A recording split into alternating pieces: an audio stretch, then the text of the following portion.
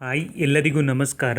ಈ ವಿಡಿಯೋದಲ್ಲಿ ನಾನು ನಿನ್ನೆ ನಡೆದಂತಹ ಕರ್ನಾಟಕ ಸಿವಿಲ್ ಪೊಲೀಸ್ನ RPC ಎಕ್ಸಾಮ್ ಯಾವ ರೀತಿ ಇತ್ತು, ಅದರ ಡಿಫಿಕಲ್ಟಿ ಲೆವೆಲ್ ಏನು, ಕಟ್ ಆಫ್ ಎಷ್ಟಕ್ಕೆ ನಿಲ್ಬೋದು, ಸೊ ಇದ್ರ ಬಗ್ಗೆ ನಾವು ಕಂಪ್ಲೀಟಾಗಿ ಈ ವಿಡಿಯೋಲ್ಲಿ ಡಿಸ್ಕಸ್ ಮಾಡೋಣ.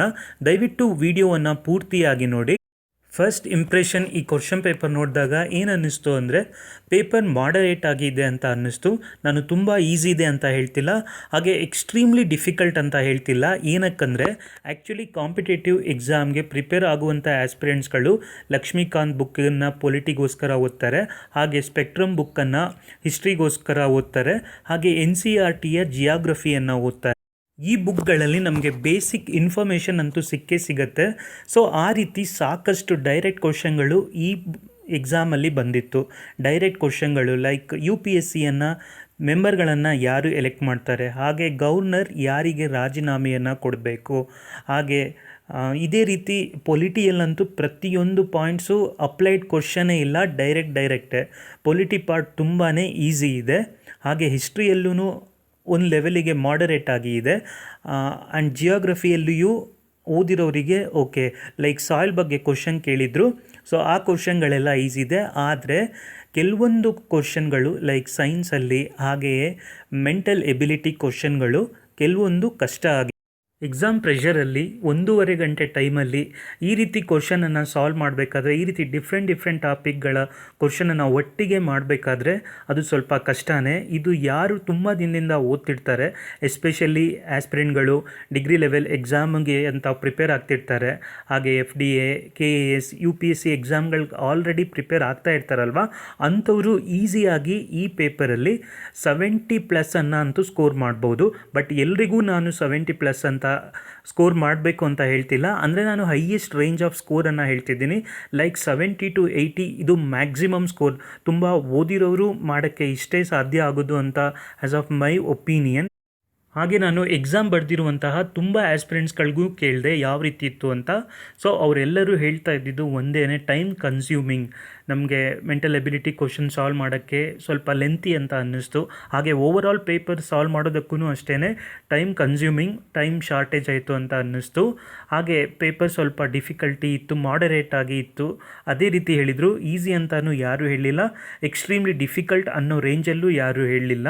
ಸೊ ನಾನು ಕ್ವಶನ್ ಪೇಪರನ್ನು ನೋಡಿ ಈ ರೀತಿ ಅನಲೈಸ್ ಮಾಡಿಕೊಂಡೆ. ಈ ಚಾನಲಲ್ಲಿ ನಾನು MCQ ಕೂಡ ಮಾಡಿ ಪೋಸ್ಟ್ ಮಾಡಿದ್ದೆ. ಉದಾಹರಣೆಗೆ Sikkim related question Ulla scheme ಬಗ್ಗೆ ನಾನು ಡೈರೆಕ್ಟಾಗಿ ಕ್ವಶನನ್ನು ಫ್ರೇಮ್ ಮಾಡಿದ್ದೆ. ನೀವು ಸ್ಕ್ರೀನ್ ಮೇಲೆ ನೋಡ್ಬೋದು.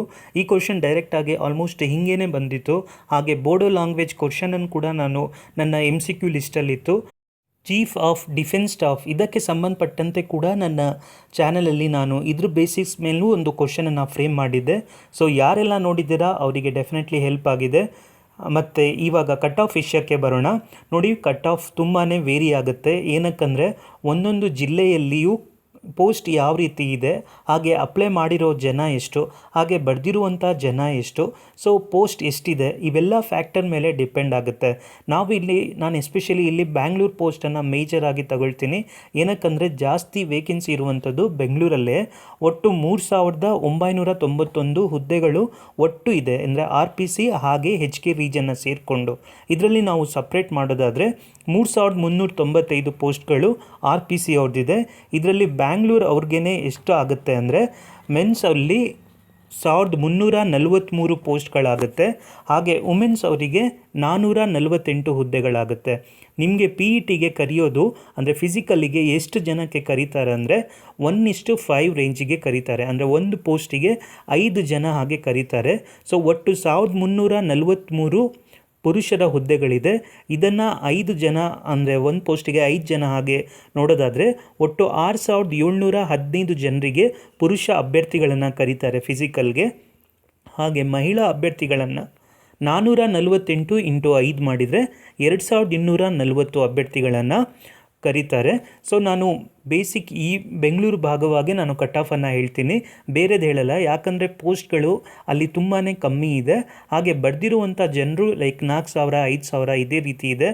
ಅದರ್ ರೀಜನಲ್ಲಿ ಕಟ್ ಆಫನ್ನು ನೋಡೋದಾದರೆ ಲೈಕ್ 60 to 70 ಆ ರೇಂಜಲ್ಲಿ, ಅಥವಾ ವುಮೆನ್ಸ್ ಆದರೆ 50+ ಈ ರೀತಿ ಇದ್ದರೆ ಫಿಸಿಕಲ್ಲಿಗೆ ಈಸಿಯಾಗಿ ಚಾನ್ಸ್ ಸಿಗುತ್ತೆ.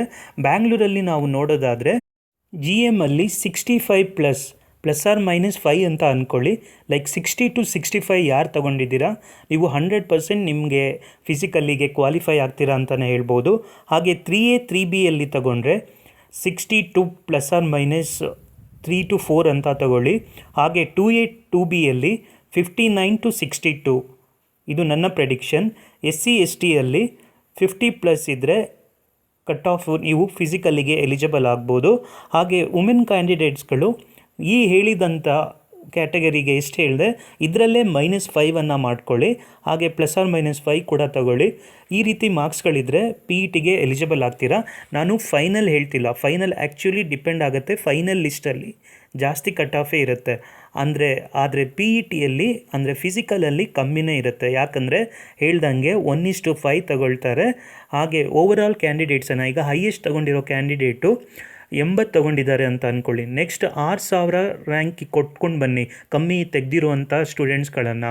ಸೊ 6,700 ಮೆನ್ಸೇ ಬರಬೇಕು. ಸೊ 80ರಿಂದ ಕಮ್ಮಿ ಮಾಡ್ತಾ ಬಂದರೆ ಹೆಚ್ಚು ಕಮ್ಮಿ 6,000 ಕ್ಯಾಂಡಿಡೇಟ್ಸ್ ಅಂದರೆ 60, ಇನ್ನೂ ಕಮ್ಮಿನೂ ಆಗ್ಬೋದು, 55 ಈ ರೀತಿಯೂ ಆಗ್ಬೋದು. ಇದು ನನ್ನ ಪ್ರೆಡಿಕ್ಷನ್. ಪುರುಷರಿಗೆ ತುಂಬ ಕಾಂಪಿಟೇಷನ್ ಜಾಸ್ತಿ ಇರುತ್ತೆ. ಹಾಗೆ ಮಹಿಳೆಯರು 45 ತಗೊಂಡು ನೀವು ಫಿಸಿಕಲ್ಲಿಗೆ ಇವಾಗಿಂದನೇ ಪ್ರಿಪೇರ್ ಆಗಿ ಅಂತ ಹೇಳ್ತೀನಿ. ಅವರಿಗೆ ಸ್ವಲ್ಪ ಕಾಂಪಿಟೇಷನ್ ಕಮ್ಮಿ, ಎಸ್ಪೆಷಲಿ ಕ್ಯಾಟಗರಿ ವೈಸ್ ತೊಗೊಂಡ್ರೆ ಅಂತೂ ಇನ್ನೂ ಕಮ್ಮಿ ಆಗ್ತಾ ಹೋಗುತ್ತೆ. ಬಟ್ ಯಾರು ಹೆಚ್ಚು ಸ್ಕೋರ್ ಬರ್ತಾ ಇದೆ ನೀವಂತೂ 60+ ಎಲ್ಲ ಯಾರ್ದು ಬರ್ತಿದೆ 55, 60, 70 ನೀವಂತೂ 100% ಇವಾಗಿಂದನೇ ಪ್ರಿಪೇರ್ ಆಗಿ. ಏನಕ್ಕಂದರೆ ಎಕ್ಸಾಮ್ KE ಅವರು ಬೇಗ ಇದರ ರಿಸಲ್ಟನ್ನು ಬಿಡ್ತಾರೆ. ಹಾಗೆ ಫಿಸಿಕಲ್ ಕೂಡ ಮುಂದಿನ 1-1.5 ತಿಂಗಳೊಳಗಡೆ ಕಂಪ್ಲೀಟ್ ಮಾಡ್ಬೋದು. ಸೊ ಅದಕ್ಕೋಸ್ಕರ ನಾನು ಹೇಳಿದಂಥ ಇನ್ಫಾರ್ಮೇಷನ್ ನಿಮಗೆ ಇಷ್ಟ ಆಗಿದರೆ ದಯವಿಟ್ಟು ಈ ವಿಡಿಯೋಗೆ ಲೈಕ್ ಕೊಡಿ. ಹಾಗೆ ಈ ಚಾನಲನ್ನು ಸಬ್ಸ್ಕ್ರೈಬ್ ಮಾಡ್ಕೊಳ್ಳಿ. ಈ ವಿಡಿಯೋ ನೋಡಿದ್ದಕ್ಕಾಗಿ ನಿಮ್ಮೆಲ್ಲರಿಗೂ ಧನ್ಯವಾದಗಳು.